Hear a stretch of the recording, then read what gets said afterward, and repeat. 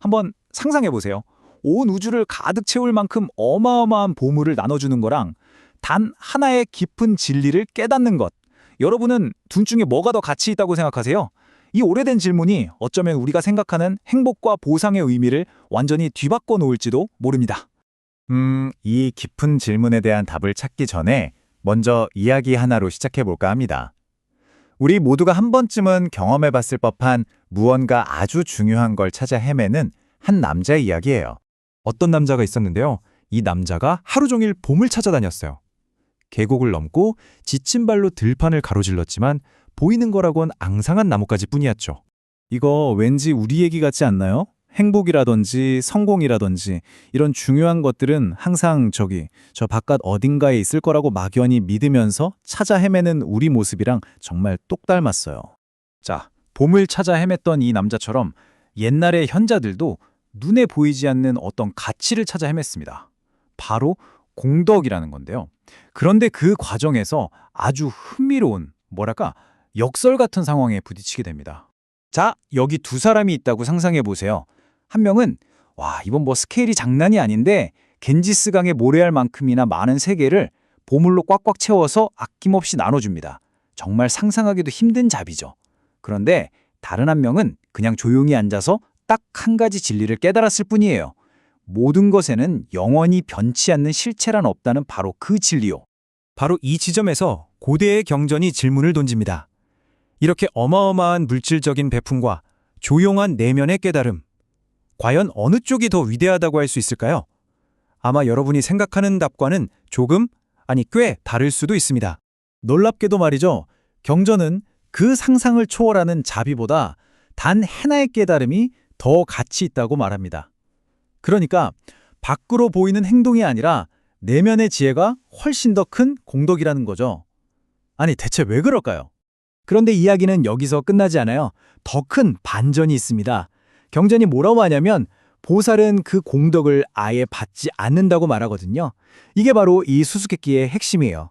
아니, 그렇게 대단한 가치를 지녔다면서 왜 그걸 안 받는다고 표현하는 걸까요? 꼭 자기가 이룬 가치를 스스로 부정하는 것처럼 들리잖아요. 자, 이 미스터리를 풀려면요, 우리가 보상이라는 걸 어떻게 생각하는지부터 좀 바꿔야 할 것 같아요. 진짜 보상이란 대체 뭘까요? 핵심은 불수라는 한 단어에 있어요. 한자 그대로 받지 않는다는 뜻인데 이게 무슨 말이냐면 어떤 행동을 하고 나서 그 결과나 보상을 바라는 마음, 바로 그 동기에 대한 이야기입니다. 자, 이 공덕이라는 게 어떻게 흘러가는지 한번 볼까요?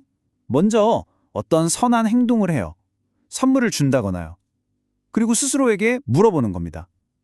나 지금 이 행동으로 칭찬이나 감사 같은 거 뭐라도 좀 돌려받고 싶나?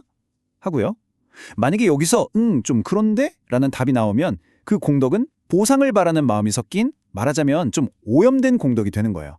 하지만 아무런 대가도 기대하지 않고 그냥 순수하게 그 행동 자체를 했다면 바로 그게 오염되지 않은 순수한 공덕이 되는 거죠.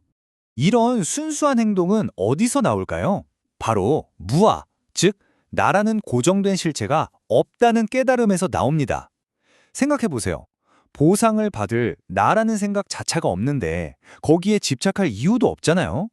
그러니까 탐욕이나 기대 없이 그냥 순수하게 행동할 수 있게 되는 거죠. 자, 이제 순수한 공덕과 무아라는 열쇠를 손에 쥐었으니 다시 맨 처음 이야기로 돌아가 보죠. 봄을 찾아 온종일 헤맸던 그 남자. 도대체 뭘 놓치고 있었던 걸까요? 하루 종일 밖을 헤매다 지쳐서 집에 돌아왔어요. 그러다 그냥 무심코 뜰에 있는 매화나무 가지 하나를 딱 꺾어서 향기를 맡는 순간, 바로 그 순간 깨닫게 됩니다. 바로 이거예요. 봄은 저 멀리 밖에서 힘들게 찾아서 얻어와야 하는 게 아니었던 거죠. 그냥 바로 자기 곁에 이미 존재하고 있다는 걸 알아차리기만 하면 되는 거였어요. 그러니까 진짜 가치 있는 건 우리가 획득하는 게 아니라 이미 가지고 있음을 깨닫는 겁니다. 지혜의 보살이 쌓았다는 그 엄청난 공덕도 똑같습니다. 진짜 보상은 착한 일 했으니까 상 받아라 하고 주어지는 무슨 상품 같은 게 아니에요. 보상 같은 것에 연연하지 않고 행동할 수 있는 그 지혜, 그 깨달음 자체가 바로 가장 큰 보물인 셈이죠. 결국 우리가 그토록 찾아 헤매던 것이 사실은 출발점에 있었다. 이 이야기는요, 정말 놀랍게도 동양이든 서양이든 인류가 아주 오랫동안 똑같이 해온 이야기입니다. 서양의 아주 유명한 동화 파랑새 이야기도 정확히 같은 말을 하고 있어요. 아이들이 행복을 가져다 준다는 파랑새를 찾아서 온 세상을 다 뒤지고 다니잖아요.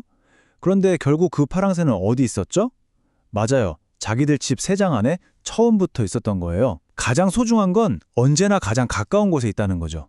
이 두 이야기는 결국 하나의 진리를 가리키고 있습니다. 우리가 그렇게 간절히 찾는 행복이나 가치 있는 것들은요, 저 멀리 어딘가에서 싸워서 쟁취해야 할 목표가 아니라는 거예요. 바로 지금, 바로 여기서 발견해야 할 우리 마음의 상태라는 거죠. 그래서 마지막으로 드릴 질문은 이제 여러분 자신을 향합니다. 여러분의 삶에서 그토록 찾아 헤매고 있는 봄은 과연 무엇인가요? 어쩌면 그 봄은 저 멀리 바깥 세상이 아니라 바로 당신의 마음속 정원에 이미 활짝 피어 있는 건 아닐까요?